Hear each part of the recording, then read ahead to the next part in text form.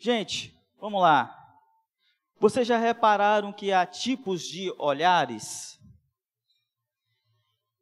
Há olhares diferentes para os fatos, para a realidade, para a vida. Tem gente, quando você vai conversar com eles, as pessoas só reclamam. Tem gente que toda vez que você procura, você se aproxima da pessoa, você vai puxar um assunto com a pessoa, ela nunca fala, não, essa semana foi boa, eu estou bem. Sempre a pessoa reclama, não, está ruim, as coisas não estão legais, não. Olha, já que você me perguntou como é que eu estou, eu vou falar, está bem não, está ruim. Há pessoas que toda vez que você vai conversar com elas, você faz uma pergunta, e aí, como é que as coisas estão? Às vezes você faz uma pergunta até assim meio que retórica, você pergunta por perguntar, mas a pessoa já descarrega tudo. Aí você quer se desvencilhar dela e não consegue. Não, peraí, eu não te contei tudo aí não. Ó, fulana passada morreu, eu tô com dor aqui, acho que eu vou dar um infarto. E, cara, é sempre assim, toda vez que você se aproxima da pessoa, é só tragédia, desgraça, o olhar que a pessoa tem para a vida, para a realidade, para os fatos, é sempre tenebroso, é sempre péssimo, ácido. Já há outras pessoas que têm um olhar um tanto quanto superficial, que muitos estão enquadrando hoje naquilo que nós chamamos de positividade tóxica. Tem gente que fala assim, não, você sempre tem que chegar ao lado bom das coisas. Vai falar para uma mulher que está tendo parto natural, sofrendo de dor, enxerga o lado bom disso aí. Como assim, cara? Vou dar um outro exemplo aqui, que é mais triste e pesado. Vai falar para um pai que teve que enterrar um filho, uma criancinha, talvez um bebê, vítima de um atentado lá na escola, lá na creche, Santa Catarina. Enxerga o lado bom disso aí. É um comentário que revela uma falta de profundidade, de humanidade, de empatia, de um olhar mais aguçado para a existência. Mas há pessoas que interpretam a vida assim, que você sempre tem que estar bem, você sempre tem que estar sorrindo, você sempre tem que estar satisfeito, saltitante. Há pessoas que não conseguem admitir que às vezes a vida pesa, que às vezes a vida é dura, que às vezes nós sofremos, que às vezes nós estamos tristes, desanimados. São dois extremos. Há um extremo daquele que sempre reclama, que nunca é grato, que acha que o mundo deve a ele não é capaz de reconhecer os favores, as graças, as atitudes desinteressadas que são feitas em prol dele, a pessoa não consegue reconhecer, mas há uma outra atitude extrema daquele que acha que você sempre tem que estar sorrindo, alegre, saltitante, sempre tem que ver o lado bom das coisas. São modos de encarar a vida, de olhar a vida, a realidade, interpretar os fatos. Mas existem outros olhares, outros modos de interpretar a vida. Muitas vezes, na arte, por exemplo, a gente precisa ter um olhar afinado, um olhar ajustado, um olhar refinado. A Carol, quando deu aula aqui para nós na EBD sobre História da Arte, ela falou sobre isso. A Carol nos contou o exemplo dela na universidade, lá na UFES, que às vezes ela tinha que ficar horas e horas olhando para um quadro, para uma pintura, para enxergar nuances, para perceber detalhes, características, estilos, técnicas que aquele pintor empregou. Por exemplo, nessa mesma aula, a Carol disse que o Michelangelo tem uma obra de arte do Michelangelo na Capela Sistina, mas naquela obra não está uma visão, não tem naquela obra uma cosmovisão teocêntrica. Naquela obra tem uma visão antropocêntrica. A forma como Michelangelo pintou aquela obra de arte revela qual era a cosmovisão dele, que era uma cosmovisão em que o homem estava no centro de tudo. E isso está na igreja.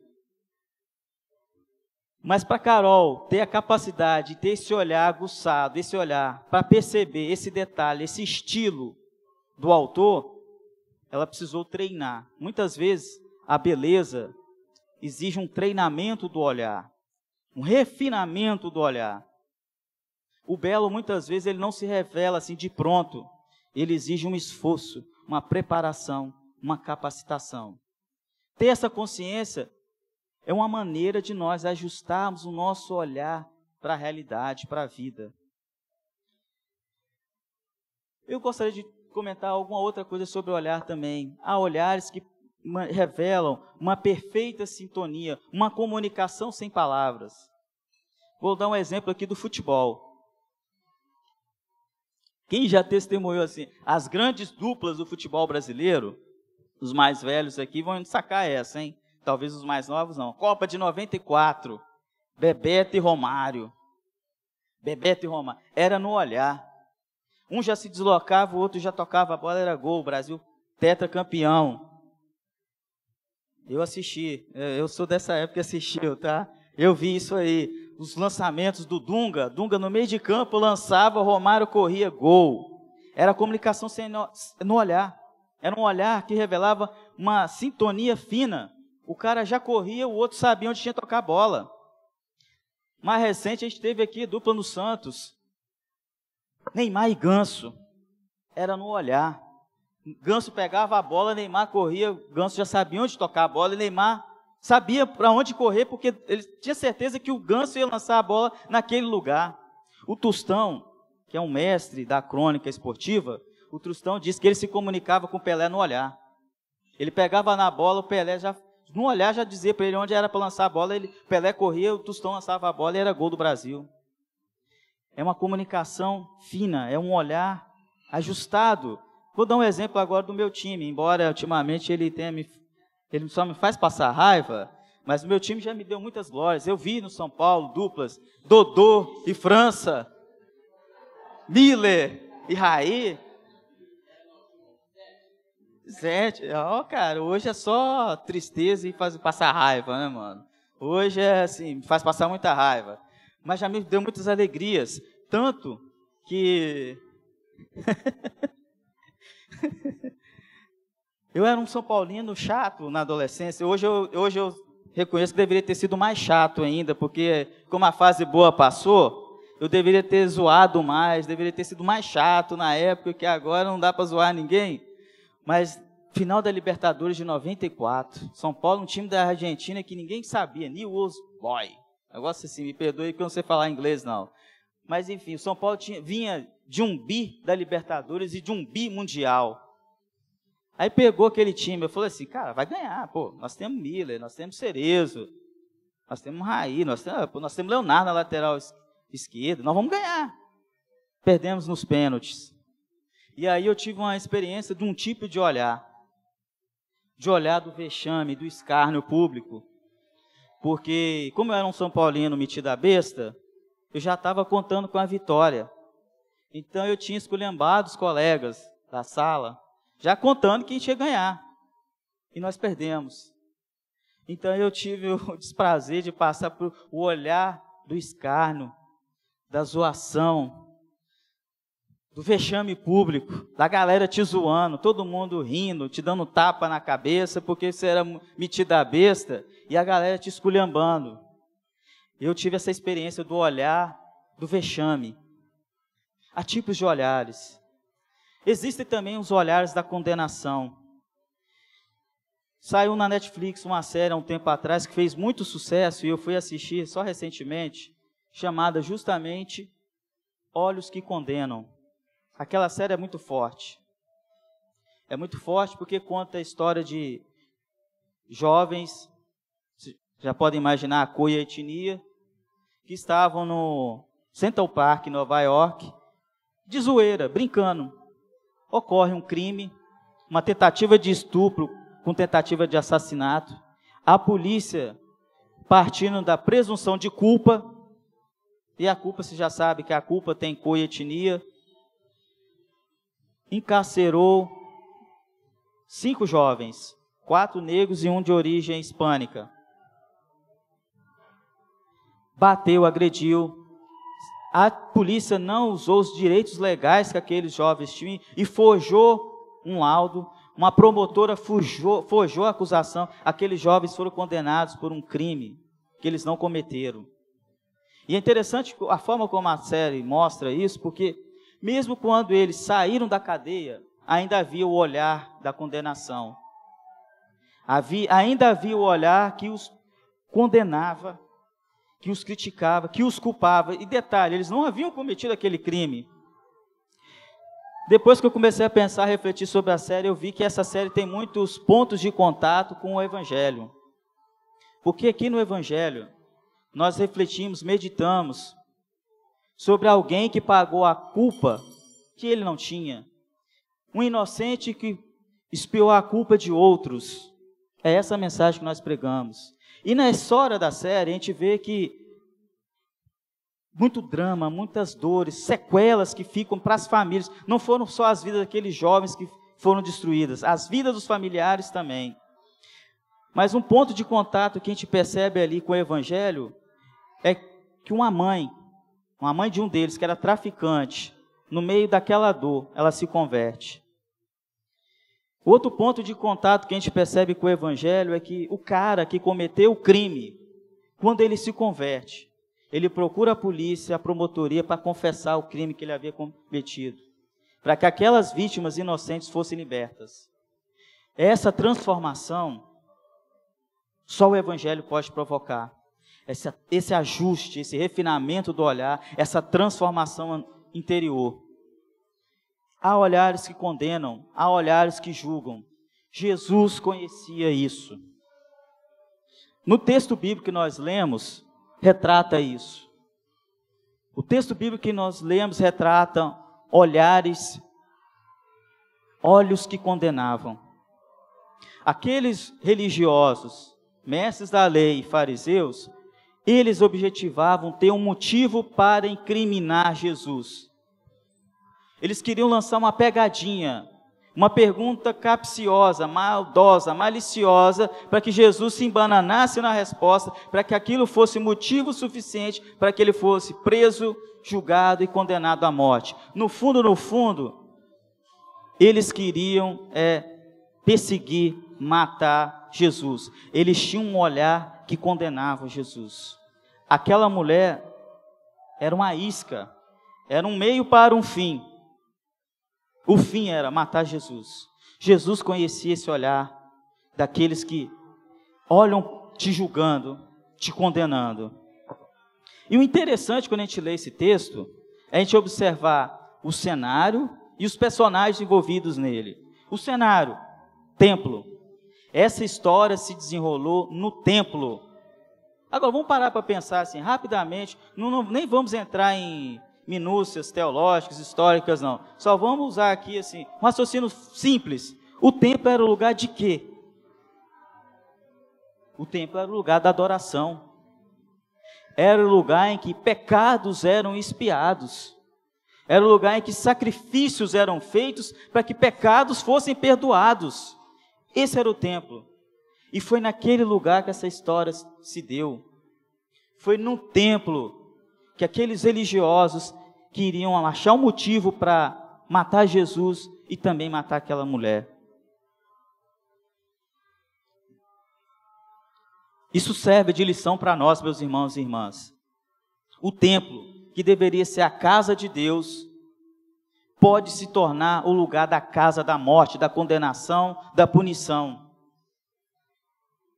O templo, se nós nos esquecermos de qual o propósito, de qual a finalidade, do porquê ele existe, ele pode se tornar um lugar de morte. Ele se torna um lugar de morte quando ele deixa de ser o lugar da graça para se tornar a casa do moralismo. O moralismo, Deus, pátria, família e afins, pode nos tornar um lugar de morte.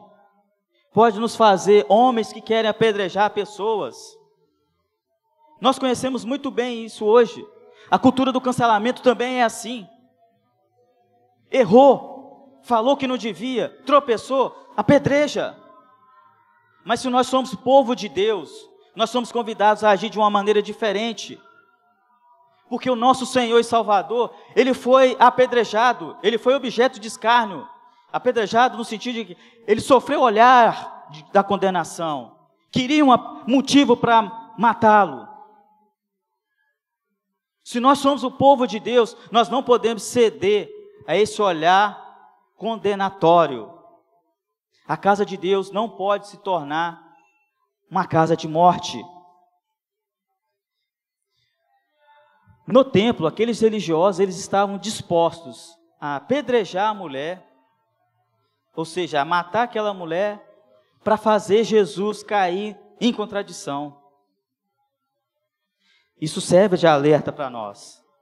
Essa cultura que não reconhece que as pessoas erram, que as pessoas falham, que as pessoas precisam de segundas chances. Essa cultura é uma cultura de religiosos que querem matar as pessoas. Aqui na nossa igreja, no ano de 2019, veio um pastor do Rio de Janeiro, da Vineyard, Lobac, o sobrenome dele, agora não sei se o primeiro nome dele é Renan. Lucas Lobac. Lucas esteve aqui, contou uma história que eu vou reproduzir para vocês porque me impactou e eu não esqueci. Ele esteve aqui no Confraria, ele contou um exemplo da história que ele vivenciou. Ele recebeu um convite, um chamado às pressas. Alguém foi na casa dele gritando: ajuda ali o rapaz, ajuda ali o rapaz, ajuda ali o rapaz. Ele saiu de casa correndo, tentando evitar que pessoas fizessem justiça com as próprias mãos. Porque um rapaz sofreu uma falsa acusação de estupro. A mulher não estava muito bem no relacionamento com o rapaz, disse que ele havia estuprado a enteada. E ele não havia cometido esse crime. Os vizinhos ficaram tão revoltados com a notícia que começaram a espancar o rapaz. Bater nele. Quando o Lucas chegou, já era tarde. Os vizinhos tinham matado ele a chutes e pontapés, e ele foi vítima de uma acusação falsa. Ele não havia cometido aquele crime. Essa história me impactou muito porque nós temos que ter muito cuidado com esses olhos que condenam, porque nós podemos ser injustos. Pessoas são acusadas falsamente, a gente não pode esquecer disso. O caso que a série mostra lá dos olhos que condenam, aqueles jovens foram julgados e condenados. Só que foi um julgamento farsesco, uma condenação injusta, porque eles não cometeram aquele crime. Esse exemplo que o Lucas contou para nós aqui no Confraria, de um jovem que foi assassinado a chutes e pontapés por um crime que ele não cometeu, isso tem que nos ensinar alguma coisa. Nós não devemos ceder ao moralismo, meus irmãos. Sabe por quê? A essência do Evangelho é o reconhecimento que nós somos pecadores. Quem aqui nunca tropeçou em palavras, em atos, em omissões? Quem aqui nunca errou, nunca falhou? Que seja o primeiro a lançar a pedra. Quem nunca aqui disse algo que não deveria? Quem nunca aqui fez pré-julgamentos? Nunca fez condenações e depois viu que estava errado? Se há alguém aqui que não fez isso, que seja o primeiro a lançar a pedra. Essa história se deu no templo, no lugar que deveria ser a casa do perdão, do recomeço, no lugar em que os pecados são expiados, e serve de lição para nós. As igrejas se afastarem do Evangelho de Cristo, podem ser um lugar de morte também. Mas essa história tem personagens. O outro personagem, obviamente, é a mulher. É interessante quando a gente para observar na Bíblia, o que a Bíblia nos fala a respeito dos encontros que Jesus teve com mulheres. Eu vou fazer um parênteses aqui. Eu gosto muito das passagens bíblicas que falam dos encontros de Jesus com mulheres, porque há muitas lições preciosas nelas. Tem muito da essência do Evangelho nelas. Por exemplo, Jesus e a mulher samaritana. Os judeus não conversavam com samaritanos, homens não conversavam com mulheres em público. Aquela mulher samaritana era uma mulher de vida desregrada, porque Jesus pergunta: cadê seu marido? Ele disseste bem, sim, o cara com quem você está mantendo a relação não é seu marido, portanto também tinha um caso de adultério, igual essa passagem que nós lemos. E Jesus conversa com aquela mulher e fala da água, que ele poderia fazer dentro do interior dela jorrar rios de água viva. É a essência do Evangelho. Outra passagem da Bíblia que fala sobre mulher é a mulher do fluxo de sangue, que a mulher, ela se mete ali no meio da multidão e toca nas vestes de Jesus. E de Jesus sai poder, sai virtude, sai uma unção de cura e ela é curada. E quando Jesus fala, olha, alguém me tocou, eu sei porque saiu poder de mim, ela fica apreensiva, porque ela sabia da gravidade do ato que ela tinha cometido. Mas gravidade do ato que ela tocou nele, sim. Ao ter aquela hemorragia interminável, ela estava ritualmente impura. E ao tocar em Jesus, ela o tornou impuro também. Então, quando Jesus pergunta, quem me tocou? Ela estava imaginando que Jesus ia dar uma bronca nela. Ela estava imaginando que Jesus ia dar uma palavra dura para ela. Que Jesus ia dar ia esculhambar ela em público. Mas não foi isso que Jesus fez. Jesus não deu essa palavra dura, Jesus deu uma palavra de carinho, de conforto, de recomeço para ela. Porque Jesus não tem vergonha nenhuma de ser tocado por impuros. Jesus quer ser tocado por impuros, porque Ele pode limpar os impuros. Ele é a água de fonte, Ele é a fonte de água viva. Só Ele pode nos lavar interiormente. Nós, os impuros, devemos tocar nele com ousadia, porque só assim nossas vidas serão transformadas. Outra passagem bíblica que fala de encontro de Jesus com mulher é o caso da mulher Ciro-Fenícia, uma mulher pagã. É uma mulher pagã que procura Jesus porque a filha dela estava possessa, estava endemoniada. E Jesus usa aparentemente expressões duras para com aquela mulher. Mas quando a gente entende um pouquinho o contexto da época, a gente consegue compreender o significado do texto. Havia entre os judeus uma espécie de gíria que se referia aos pagãos como cachorros. Como Jesus veio, o próprio Evangelho de João diz, ele veio para os seus, mas os seus não receberam. Mas todos quanto o receberam, deu-lhes o poder de serem feitos filhos de Deus. Os seus eram judeus. Por causa disso, Jesus pergunta para a mulher, é lícito tirar o pão dos filhos para dar para os cachorros? Porque cachorro era a forma pejorativa como os judeus se referiam aos pagãos. Aí aquela mulher foi humilde. Isso nos mostra que a luz do Evangelho entra no nosso coração se nós formos humildes. Porque a resposta daquela mulher revelou muita humildade. Quando ela diz, olha, mas até os cachorrinhos comem das migalhas que caem da mesa dos seus senhores. Aí Jesus disse, olha, eu vi fé aqui. Vai, a sua filha está liberta. Outro encontro de Jesus que é fascinante é o encontro de Marta e Maria. Jesus com Marta e Maria, na casa de Lázaro. Enquanto Marta estava toda ocupada, Maria estava ouvindo os ensinamentos de Jesus. Não quer dizer que Maria era uma mulher preguiçosa e Marta era trabalhadora. Maria também era trabalhadora, só que naquele momento Marta teve uma dificuldade, um olhar desajustado, um olhar que não conseguiu captar o que era prioritário. Casa para arrumar vai ter todo dia. Ouvir ensinamentos do próprio Deus encarnado, não. Então Maria foi mais inteligente naquele momento, porque ela sacou o que era prioritário. O próprio Deus estava ali, ensinando. Elas não teriam muitas oportunidades como aquela. Maria também era trabalhadora, ela cessou essas atividades para aproveitar aquela oportunidade de ouvir os ensinamentos do próprio Deus. E o outro encontro que é muito marcante, interessante, nos mostra a essência do Evangelho, é esse encontro de Jesus com a mulher adúltera. Por quê? Porque o pecado dela de fato havia sido grave. A Su vai nos mostrar o que o Levítico dizia. Levítico capítulo 20, 10, nos mostra a gravidade do pecado. O pecado que aquela mulher cometeu, de fato, era muito grave. Olha o que diz Levítico 20, 10. Se um homem cometer adultério com a mulher de outro homem, com a mulher do seu próximo, tanto a adúltera quanto a adúltera terão que ser executados. O pecado dela, de fato, havia sido grave. A lei de Moisés realmente diz isso aí, que é o que os religiosos argumentaram. Mas a lei diz que essas mulheres têm que ser apedrejadas. A lei diz. Só que há alguns detalhes na história que nós temos que ponderar. Primeiro, o que a lei...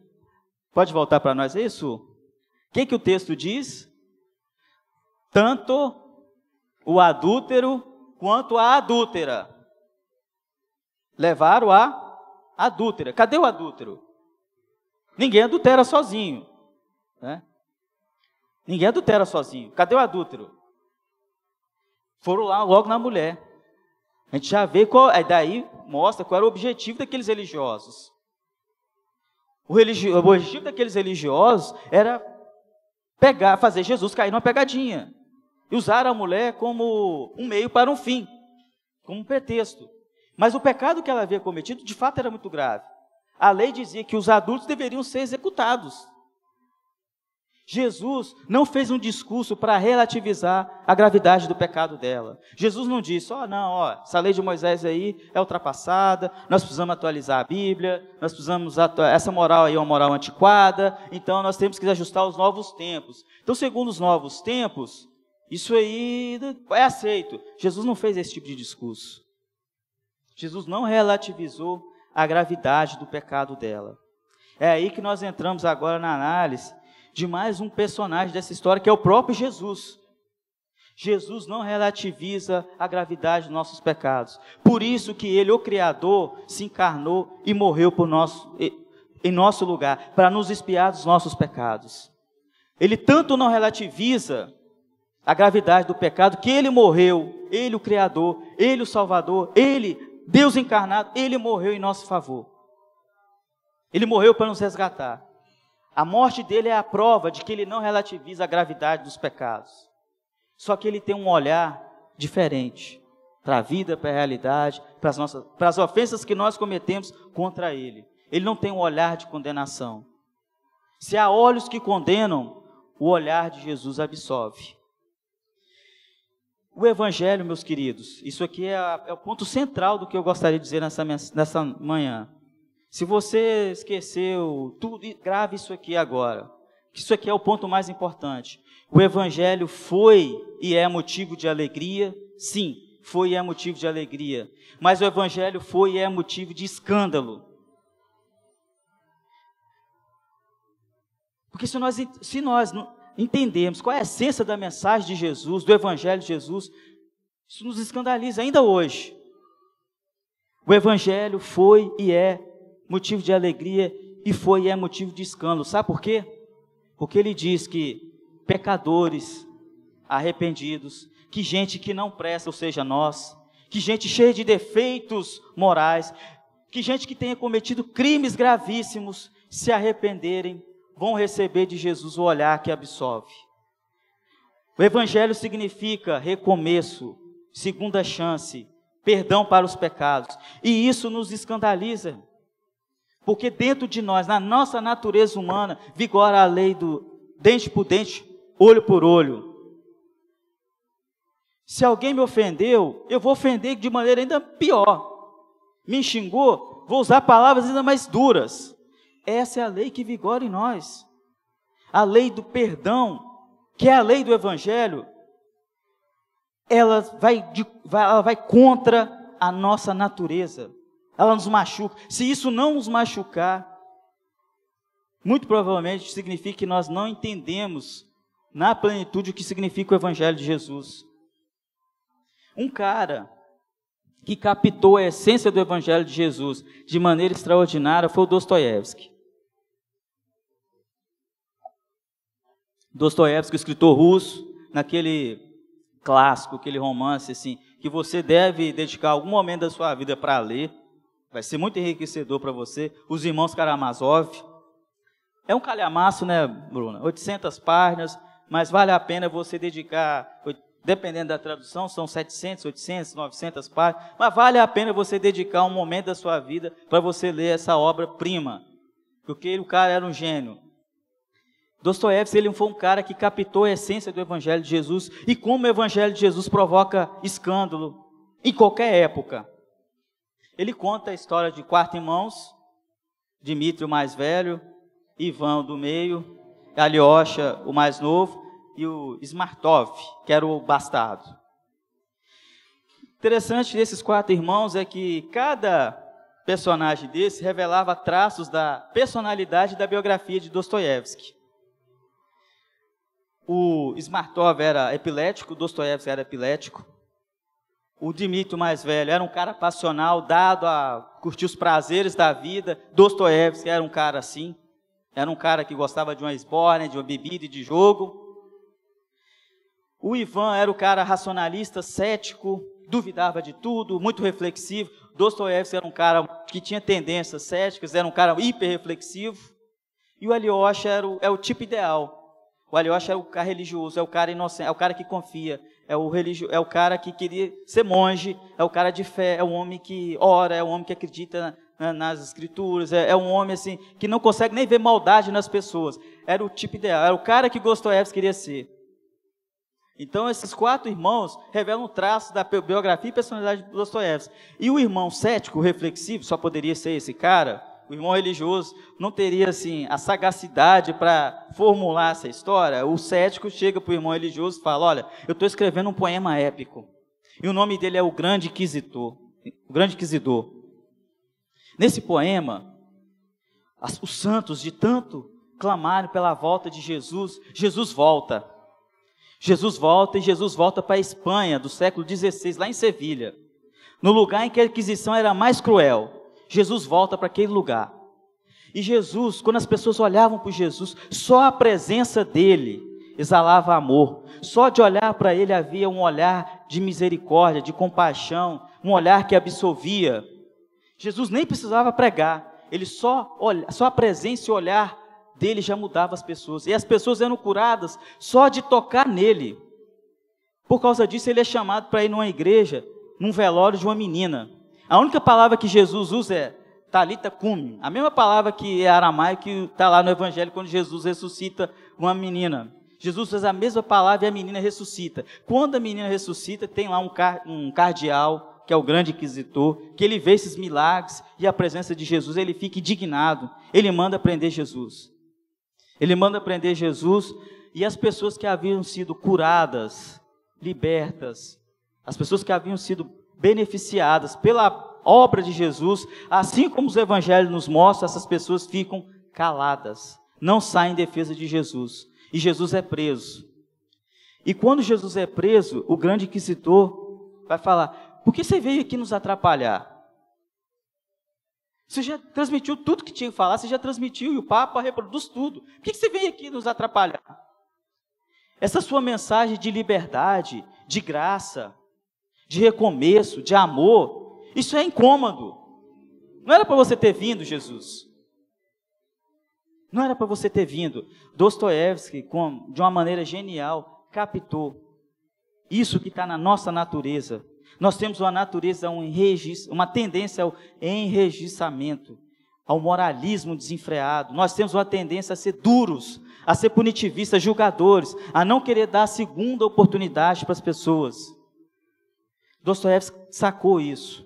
E o Evangelho de Jesus é justamente a possibilidade do recomeço.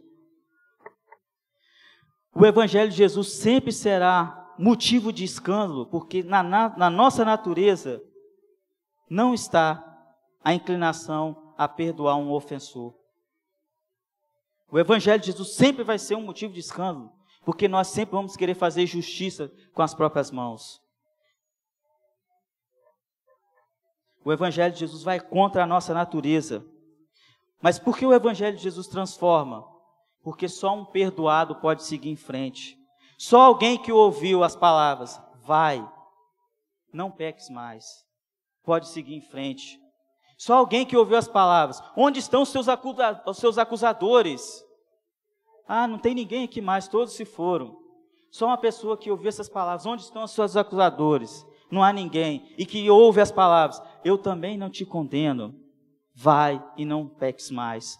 Só alguém que ouve essas palavras pode mudar a natureza, sua natureza interior. Pode mudar de vida.